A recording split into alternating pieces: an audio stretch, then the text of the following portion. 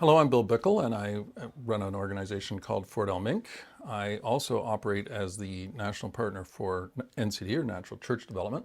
But what I want to talk to you about today is restorative practice. It's another principle-based tool that we use for working on church health. And that's primarily the business we're in, helping Christian organizations of any kind, predominantly churches, to get healthy so that they can flourish and be what God's calling them to be. So restorative practice came out of the restorative justice world predominantly in Australia, probably about 20 years or so ago.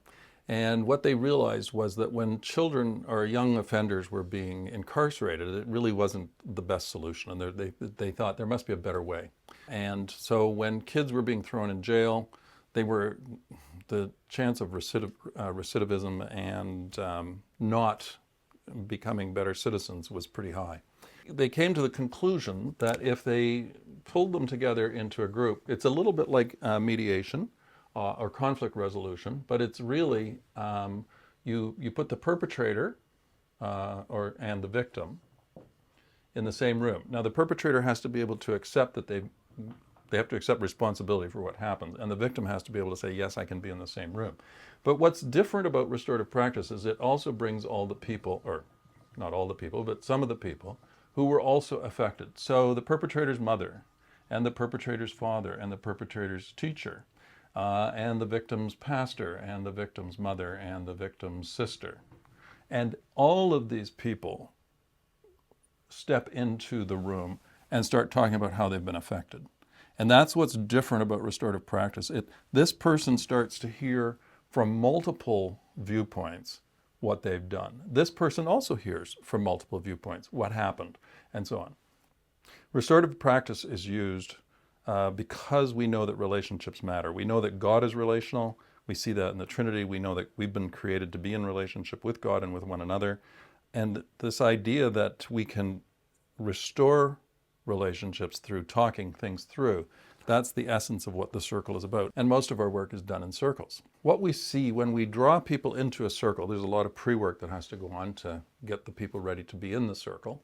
And that's part of what Faith Care does. Faith Care is the organization I work with that works on restorative practice in churches. One of the key pieces of the framework in restorative practice is what we call the restorative questions. And so you'll see them there on the screen. And so where we start is what happened? And we literally go around the circle and ask each of the people in the circle that was over here, what happened? And what we're doing here, if we say to the perpetrator, why did you do that? Or what were you thinking? We can put them on the defensive. This just clears things up. Everybody gets a chance.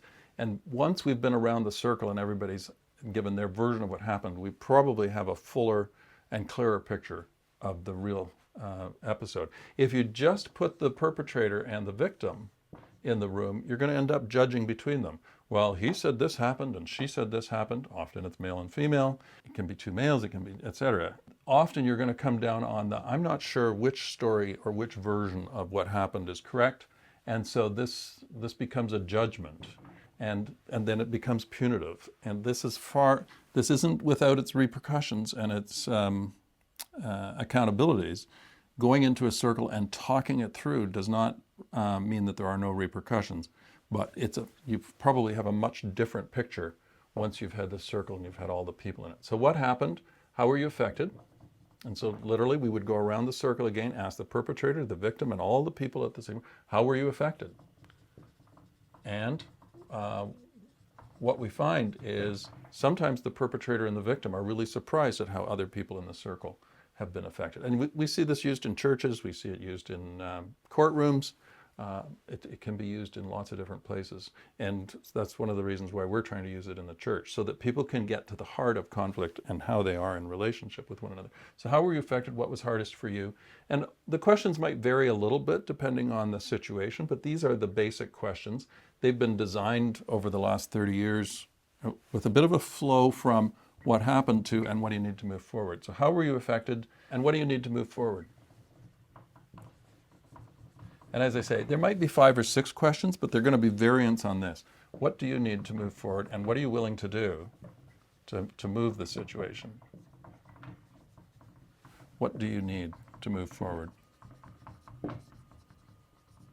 So these questions, as I say, are designed to work from sort of past to future. So an organization that's getting stuck and going over and over and over what happened and can't get out of it, this system is designed to help them move from what happened, but when people have had a chance to be heard. The second element of the restorative practice framework is what we call fair process and decision making.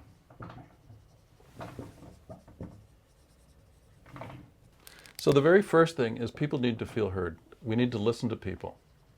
So if we're in an organization, the church or a family or a sports club, people need to feel heard. And if we listen to people, so let's say we're getting ready to make a decision. And so we listen to everybody's input. And then we make a decision. Typically what we would do in a church is we would listen to everybody and then we'd have a vote, because we think that's the best way. What we really should be doing is the leadership team, the elected leadership or the elders or whoever, need to own the responsibility that they have for making the decision. So they make the decision based on what they heard, and then they explain why they reached the conclusion and the decision they did. And then third, how are we going to move forward together? So you hear similar language coming out as in the restorative questions that we just looked at. How do we move forward together?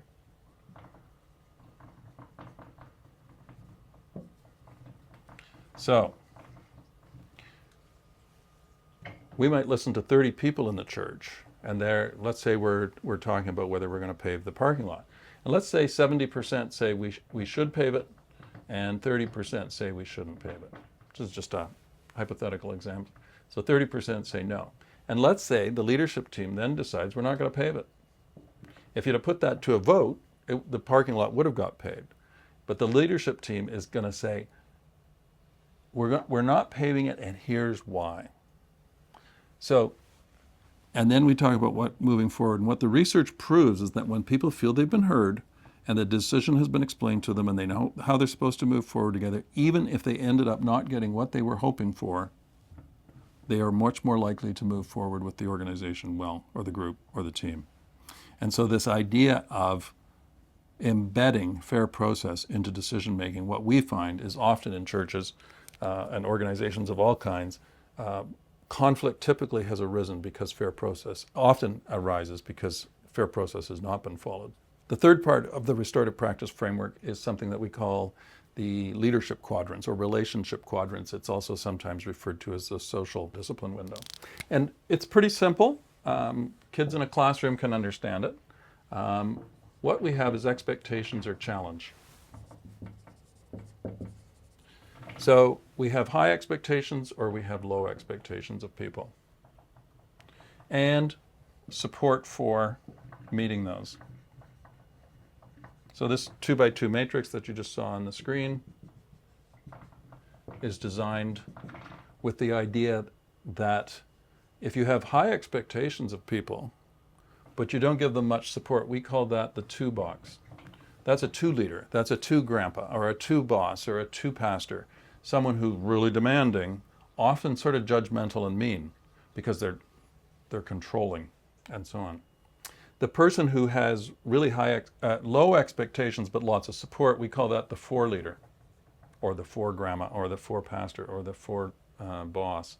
This is the person who's, oh, well, it's okay, you don't need to do too much. Or here, I'll go and do that work for you. Lots of support, but not much expectations. So you can think maybe of a Sunday school teacher, or a pastor, or whatever, that is a four boss, or a four leader. The leader who has neither high expectations nor much support, we call the not leader. They kind of not showed up. Sometimes this is because they don't know what to do. Sometimes it's because they've retired but haven't left the ship yet. And sometimes it's just, there's just conflict, or the person just doesn't have any sense of where they are and who they are. Maybe they're in the wrong job. They have low expectations, people, and not much support. The sweet spot here is what we call the with box. This is the person who has high expectations of you and will support you like crazy. And so you think of maybe your grandma or your grandpa or your parents or your boss or a coach or a Sunday school teacher or whatever, who had pretty high expectations. I think of my often when we talk about this with groups, people will talk about their grandmother or a teacher. Really high expectations of me, but tons of support. And so this with leader, that's where we're trying to move people to. Most of us will move back and forth between some of the boxes, but if we find ourselves in the 2 box too much, we need to be working towards more support. If we find ourselves in the 4 box a lot, we need to be having higher expectations of people. So whether you're a pastor or a small group leader or a choir leader or a band leader or whatever it is, being a with leader is the ticket. Sometimes when people become leaders and they're elected or appointed into a position, they think, oh, I'm the boss, I have the decision-making authority. And I would argue, regardless of your position or the type of role you have or the title you have, you still need to be a with leader. You need to come alongside people. And ultimately, we would argue that God came to be with us in the person of Christ.